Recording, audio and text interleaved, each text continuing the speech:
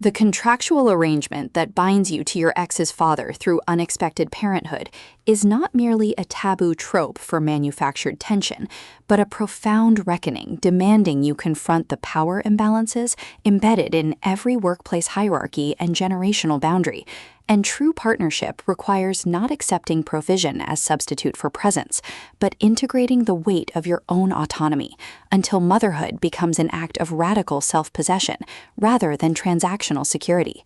In Surprise Babies for My Ex's Dad, Laila King transforms the fake engagement billionaire romance into precise exploration of feminine sovereignty and intergenerational accountability, proving liberation isn't found in securing the patriarch. It's forged in honoring the woman beneath the scandal when every social expectation demands she remain either victim or opportunist.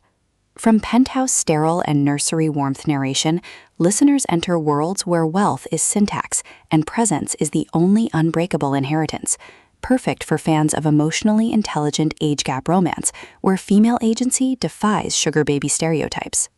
When graduate student Alara Vance discovers she's carrying her boss's twins, expecting shame or settlement, she finds Julian Thorne's commanding devotion mirrors the exact suppression she's endured beneath years of performative compliance, and his quiet refusal to enforce traditional patriarchal dynamics creates space for connection defying corporate and familial hierarchy.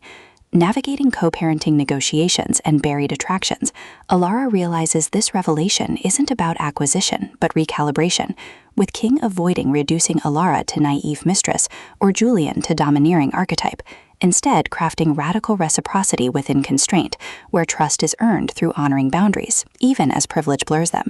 And audiobook narration amplifies this alchemy by capturing Alara's disciplined composure softening into clarity and Julian's guarded intensity revealing warmth beneath vigilance, making listeners feel seismic shifts of souls learning some families can only be built when you stop letting net worth define their validity.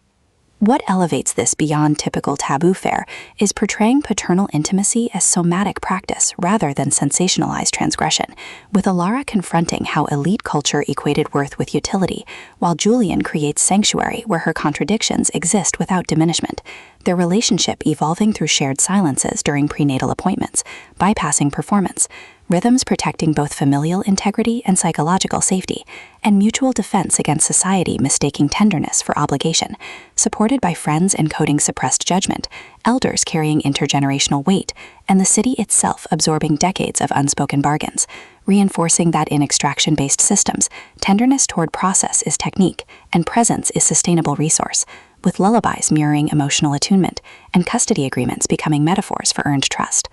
For audiobook listeners, this production is immersive descent into sacred reclamation, with narrators embodying Alara and Julian with remarkable distinction, sound design anchoring existential stakes through distant city humps, rain against nursery windows, and hushed breath syncing with moments of clarity, pacing mirroring parental cadence from deliberate reflection to surging awakenings, ultimately redefining age gap billionaire romance by centering female epistemology within paternal frameworks and affirming that sometimes the most powerful act is choosing to build on your own terms, honoring whole self even in landscapes shaped by taboo.